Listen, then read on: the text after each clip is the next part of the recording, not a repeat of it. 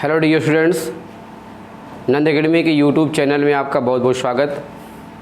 Dear students, last video में हमने आपसे स्पेशली जो टॉपिक को डिस्कस किया था वो एक बीजपत्री भ्रूण के विकास के बारे में, और आज का जो हमारा महत्वपूर्ण टॉपिक है ये निषेचन पश्च घटना या निषेचन के पश्चात होने वाली घटनाओं में दूसरा महत्वपूर्ण टॉपिक लेकर प्रस्तुत हुए हैं हम। भ्रूण पोष का विकास, डेवलपमेंट ऑफ इंडोस्पर्म। ये हमारा जो इंडोस्पर्म होता है इसका डेवलपमेंट किस प्रकार से होता है इसके बारे में हमें स्टडी करनी है। तो स्पेशली आपको पता है कि जो हमारा ये भ्रूण पोष दैट मीन्स हमारा इंडोस्पर्म होता है, ये क्या होता है आपका बीज का मुख्य भोज्य पदार्थ संग्रह होता है। अर्थात बीज को जो आपका पोषण जो होता है मिलता है वो किससे मिलता है, वो भ्रूण पोष से, इंडोस्पर्म से ऑब्टेन होता है, इंडोस्पर्म से प्राप्त होता है। इसके साथ साथ अब देखिए हमारे भ्रूण पोष का निर्माण होता कहाँ है।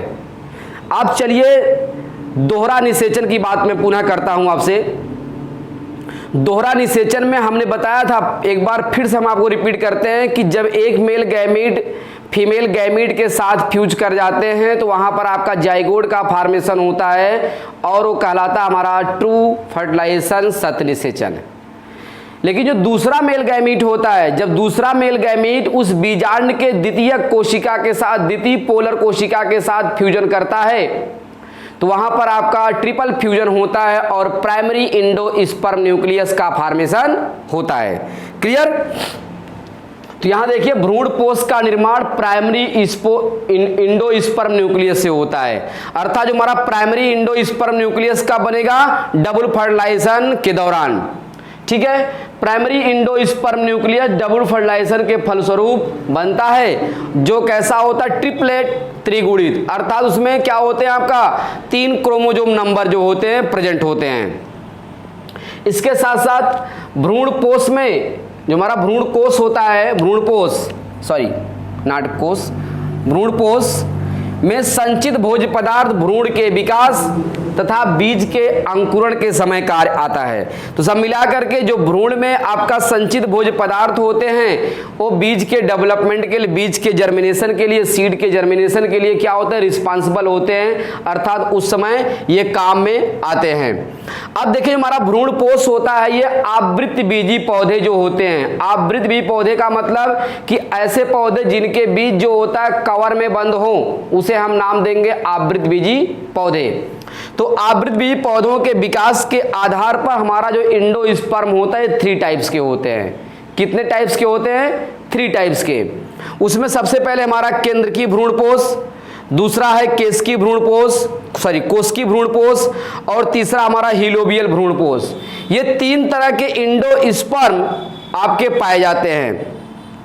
तो एक बार हम पुनः इंडोस्पर्म की बात करते हैं। इंडोस्पर्म जो होता है ये निषेचन पश्च घटनाओं का दूसरा भाग है, दूसरा चरण है, और उसमें इंडोस्पर्म का डेवलपमेंट किस प्रकार से होता है इन्हीं के बारे में स्टडी करनी हमें।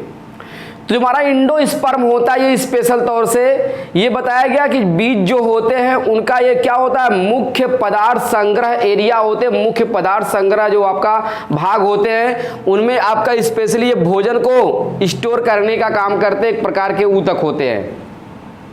भ्रूण पोष का निर्माण प्राइमरी इंडोस्पर्म न्यूक्लियस से होता है, और प्राइमरी इंडोस्पर्म न्यूक्लियस कहां बनता है इसको आप अच्छी तरह जानते हैं, दोहरा निषेचन में। आप जब सेकंड मेल गैमीट जो होता है सेकेंडरी न्यूक्लियस के साथ फ्यूज करता है तो उस दौरान जो आपका निषेचन होता है उसे हम ट्रिपल फ्यूजन कहते हैं, और ट्रिपल फ्यूजन के बाद प्राइमरी इंडोस्पर्म न्यूक्लियस का फॉर्मेशन होता है। अब आगे देखेंगे भ्रूण पोष में संचित भोज्य पदार्थ जो होते हैं वो भ्रूण के विकास के लिए साथ साथ बीज के आपका अंकुरण के लिए रिस्पॉन्सिबल होते हैं, उत्तरदायी होते हैं, महत्वपूर्ण होते हैं। जो हमारा भ्रूण पोष होता है ये 3 प्रकार के होते हैं। किसके बेस पर? आवृत्त बीजी पौधों के विकास के आधार पर ये 3 तरह के होते हैं। सबसे पहले केंद्रकीय भ्रूण पोष, दूसरा कोशिकीय भ्रूणपोष और तीसरा हमारा हिलोबियल भ्रूणपोष। क्लियर। अब आइए इसमें हम सबसे पहले बात करते हैं कि हमारा ये इंडोस्पर्म न्यूक्लियस का डेवलपमेंट किस प्रकार से होता है, अर्थात जो हमारे न्यूक्लियर इंडोस्पर्म हैं इनका हम डेवलपमेंट किस प्रकार से होता है इसके बारे में स्पेशली चर्चा करते हैं। देखेंगे कि इस प्रकार का न्यूक्लियर इंडोस्पर्म जो होता है अर्थात केंद्रकीय भ्रूणपोष ये किन किन पौधों में पाए जाएंगे, यहां पर पहली बात ये देखना है मुझे। तो जो हमारा ये न्यूक्लियर इंडोस्पर्म होता है ये सूर्यमुखी में, गेहूं में, साथ साथ आपका चावल में और मक्के जो मक्का होता है उन सब में ये न्यूक्लियर इंडोस्पर्म अर्थात केंद्रकीय भ्रूणपोष पाए जाते हैं, अर्थात केंद्रकीय भ्रूणपोष इस प्रकार के पौधों में पाया जाता है।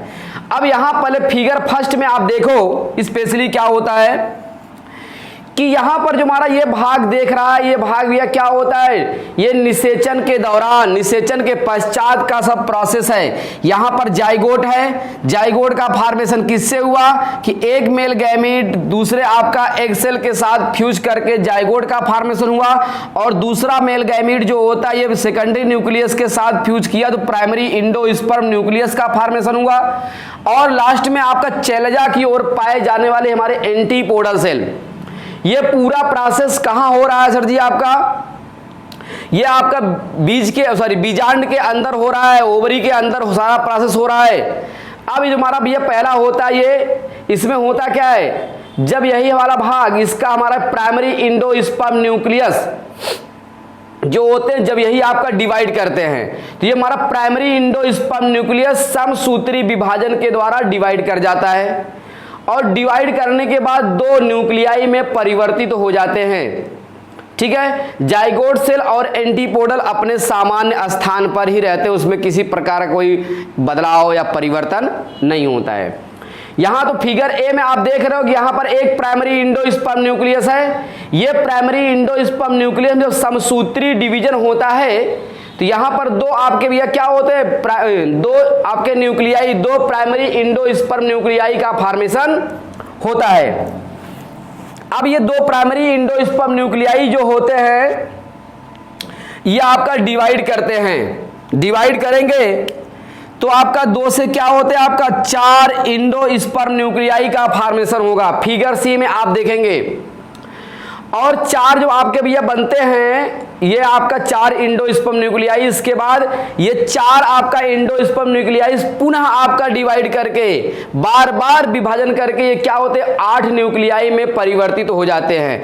अब ये 8 न्यूक्लियाई डिवीजन करके 16, 16 से 32, 32 से 64 अर्थात बहुकोशिकी वाले न्यूक्लियाई का फॉर्मेशन हो जाता है। बहुकेंद्रकी वाले, बहुकेंद्रकी का मतलब अधिक से अधिक केंद्रक आपके बन जाते हैं। अब ये जो जितने भी केंद्रक होते हैं ये सभी लोग एक परिधि पर आ जाते हैं, अर्थात जो यहाँ पर अनेक केंद्रक होते हैं ये अनेक केंद्रक जो होते हैं एक परिधि पर इकट्ठा हो जाते हैं।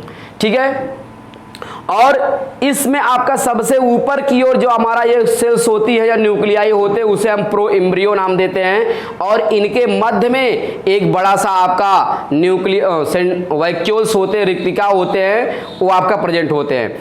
तो ये रिक्तिका के चारों तरफ ये हमारे जो न्यूक्लियाई होते हैं परिधि में विन्यासित तो हो जाते हैं। इस प्रकार का जो हमारा इंडोस्पर्म होता है उसे हम नाम देते हैं क्या, आपका न्यूक्लियर इंडोस्पर्म नाम देते हैं, भ्रूण केंद्रकीय भ्रूणपोष के नाम से जानते हैं।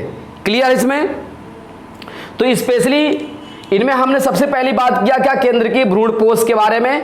बस केंद्रकीय भ्रूणपोष के बारे में आपको स्पेशली समझना क्या है, सबसे पहले आप ये बताएंगे कि केंद्रकीय भ्रूणपोष जो होता है हमारा सनफ्लावर, सूर्यमुखी, ठीक है, गेहूं, चावल और मक्के में पाया जाता है।